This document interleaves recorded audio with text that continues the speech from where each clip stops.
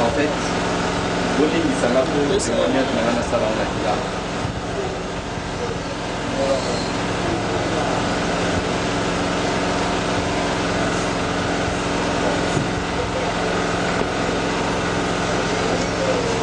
Allô? Frères et sœurs, alléluia. Voilà, Lelo, Ezali Mokolomoko, vraiment Ezali spécial pour Nangaï. Spécial dans la mesure où on a eu occasion, en fait, couple berger et une occasion, il y a pour témoigner aux ambassades et à Kati Nangaï. En fait, c'est le deuxième témoignage, hein, mais il y a l'Iboson à témoigner qui était Nazala qui est un peu, je dirais, incrédule pour l'instant. Mais il y a un ballon dans le bas qu'il faut, Batobaye, Onzamba Sali Katinanga. Et pendant qu'il y a un mois de décembre, pratiquement tout le mois de décembre, Nazalaki n'a pas eu le côté, mais pourtant Nazalaki n'a plongé. Nazalaki n'a pas. Finalement, vous voyez, ceux qui Satan va Nicolas Tamoto, distraction à l'hypothèse à la rapportée, Misaïe, et si quand il y a un peu de l'opico. Eh bien, mois de décembre, Mokimba, Nazalaki Nandaku, Nazalaki Komona, frère Gelor, Nazalaki Koya, Nazalaki Kolobane, toujours Napo. Dimanche sans faute au Poutan. Mais ce qui est commis dimanche, pour l'embou et pour la Tangaï, même na madame Nangaï, 2 fois, dimanche on a tout solaté parce que il y a un kanda pour qu'on a existé. En fait, il y a souvent, ils sont dans mois de décembre, mon pimanaï existé. Mois de janvier, mêmement. Et dans le mois de février, le col a déjà Satan Sabongisa qui m'a bongissé l'inaïe, il y a pour Sanga Moussika, il y a famille, il y a Bananzambe. Donc on a comaki perméable, c'est-à-dire Nazangaki Obabengi protection. Mais déjà pour nous dans le mois de décembre, moi na moko ya azana libanda abenga kinga ya lobina na papa na loti ndoto okufi. En tout cas, to sambela makasi. Po yepe kuna asambela makasi. Et l'équipe susu mususu susu azaka kuna na libanda aloti même ndoto ke na kufi. Bon, ngai en fait na tenaki vraiment compte. Et tout récemment, dans le mois de janvier, dans le mois de février, moi, je suis allé à Ngomba, je suis allé à l'église, je suis allé à Ngomba, à la retraite. Pour nous avoir un message que Papa Kelingaï, Likonga, na lokolo ya droite.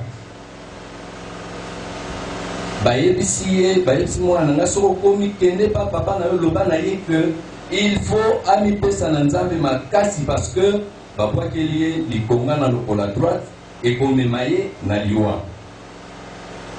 Moi naye aye bisingai, ben j'ai fait semblant de l'accepter mais tout au fond de moi na ignora qu'il et comme na moi kaka ya février n'est pas né. Na loti ndoto nazalaki na parcelle na biso oyo ya famille ezalaki na butu nalingi nayebisi bana bon lere epusani tolala le temps nazokende na chambre mwana oyo ya ngai azali mpe protocole awa Sara alingaka kanga ndako azongi bangalo papa nakokoka kokanga ndako te parce que namoni mutu moko libanda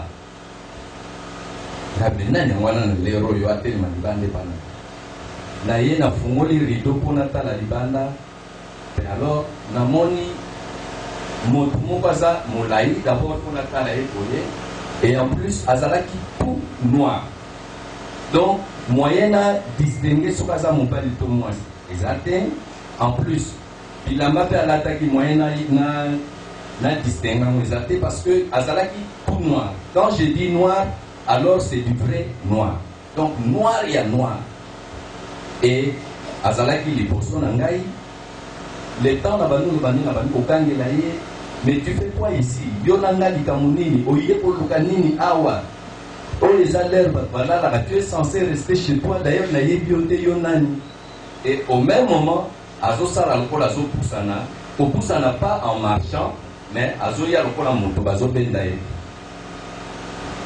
mbala moko na leo olimosala no madame alamusi mpo mongongo ebimaki makasi madame asutuki aningisi nga nasutuki mais alors tout avait changé na kati ya chambre donc nazomona chambre en fait moyen na expliquer yango eza te chambre nazomona mo ekomi donc en fait mystère kaka nakomi kolenga nzoto mobimba madame abando prier abando yemba banzembo aprier mais ngai force a koprier ezalaki même te ntango asilisi apakoli ngai huile d'onction huile d'olive esili tolali alors nalali profondément titongo et c'était vers 2 heures nalali titongo sans problème c'était un jeudi donc mercredi à jeudi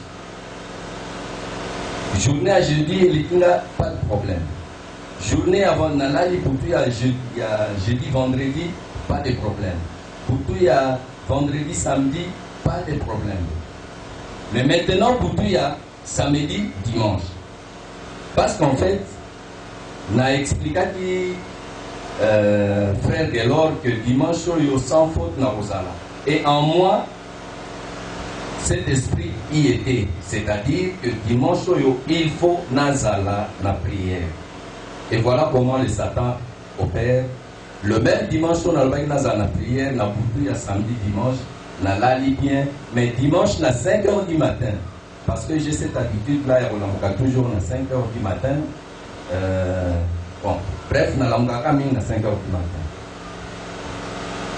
ntango nalamuki nalingi na baluka nayoki juste na likolo awa ya côté droite noki lokola tout moko ya monene donc moyen na bouger même eza te nalingi sikoyo nabaluka na côté gauche moyen kobaluka eza te et alors tout mouvement mpo na ngai donc passionné kokoma directement na motema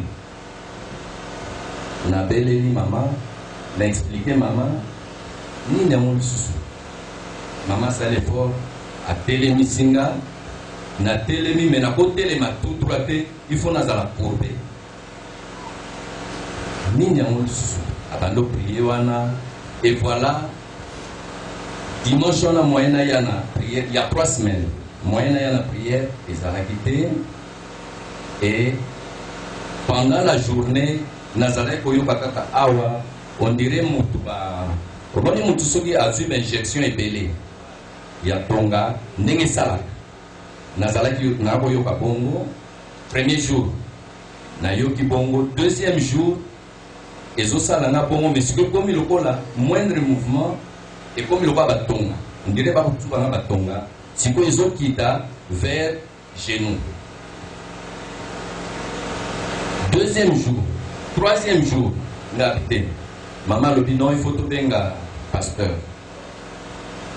alors troisième jour c'était alors vraiment catastrophique moyen na bouger eza te problème nange ezalaki il faut nazala assise soki nalobi nalala position ya kolala moyen nalala eza te natelema moyen natelema eza te il faut nazala kaka assis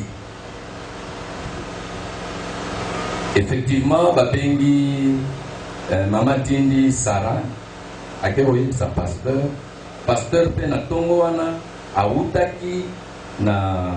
autaki awa na veye azongi na ndako na tongo akutaki sala akutaki aza ya kolala akutani na mama ayebisi mama alobi bon papa ye kaka sikoyo alali me soki alamuki nakoyebisa ye comme ça akoya ntango mpe ezali mpe mokolo mama voilà comment Dieu arrange les choses ezalaki mpe mokolo mama azokende montagne enfin ngomba.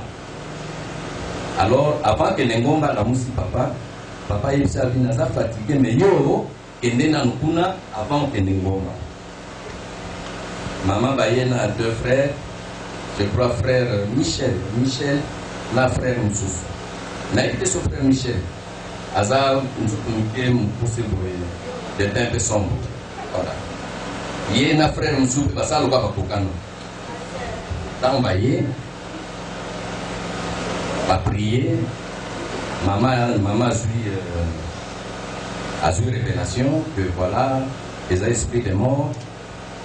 Motoyaki donc nengo zalaki wana kaka elingaki lata yo kaka boba eleki na ngo comme ça nengo lalaki na tongo bamoni kaka moto asakufaki mais lokola mama lobi tout ce qui est révélé ekomi sans effet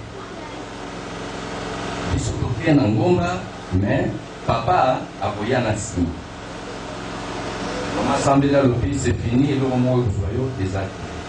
Mais alors, pour nous à la bref, 3 semaines nous surtout, je vous dis, peuple de Dieu, que Nala la capté. C'est-à-dire, ce qui est comique à 21 heures. Donc la journée, nous n'avons pas de douleur, mais ce qui est comique à 21 heures. Donc, Miami se va nous. C'est-à-dire, nous avons fait la pour position kolala na kolala te kofanda malamu na fanda mais kotelema na kuipe kotelema te donc position na ngezala qui sont na fandi pont de droite il fait ça contre cuisse na ya droite comme ça et atténuer comment mon cœur douleur donc on a sali bongo pendant je vous dis la vérité 2 semaines durant na la capé et pour pendant 21 heures 5 heures du matin, vous comprenez que les mokolo, mais et pendant ce temps, dimanche, les Kakanayaka, pasteur, non, c'était un jeudi, na solo, na pasteur, alors c'était un esprit de mort, mais c'est mais il faut omiper ça ma bonne délit ma casse parce que au tika qui brèche c'est-à-dire au fond là qui brèche au fond là qui porte il y a ça dit que Satan a profité mais rappelle-toi que na scène appelle ça un message on appelle kala année passée que balukara toujours yo donc cette fois-ci les alaki penza pour qu'il y a solo mais le col a déjà ngai moko na moni yango tumisa nzambe kosobi kobanda lelo sale fort lokolo wana okotambola okozonga ndenge otambolaka normalement pendant ce temps nabosani balotela nga su ndoto que bakotisi nga libende na lokolo baopere nga lokolo bati libende mais le message à mon révérend pasteur na comment marcher madame d'ailleurs vous avez mon année na boya donc pour na longwa awa tina porte oyo ya église il faut nater le moment 2 fois parce que la douleur est là qui intense mais les lots je vous dis naza ko marcher correctement donc la copine de sauter ya wana naie na lobaki il faut na témoigner moi-même je me disais que n'a pas perdre espoir. Cette fois-ci, c'est fini. Je franchis le seuil du désespoir. C'est-à-dire que n'a que l'idée là. Et n'a ligne n'a poufa. Mais Nzambe a MV, ministère de voile. ezali nzambe moko oyo nayebi te soki nakokoloba nini, mais depuis que naza na kati ya ministère de voile, c'est un autre témoignage il y a une seconde. Depuis que naza na kati ya ministère de voile, tout m'est ouvert.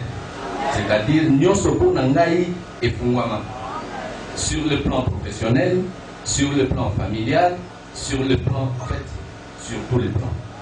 Nazali vraiment libéré. Yangwana, non seulement la commission nzambe ya ministère de voile, mais na commission lisusu couple berger Marcelin Mbweso et Charlie. Vraiment, nazana mingi ya kolobate.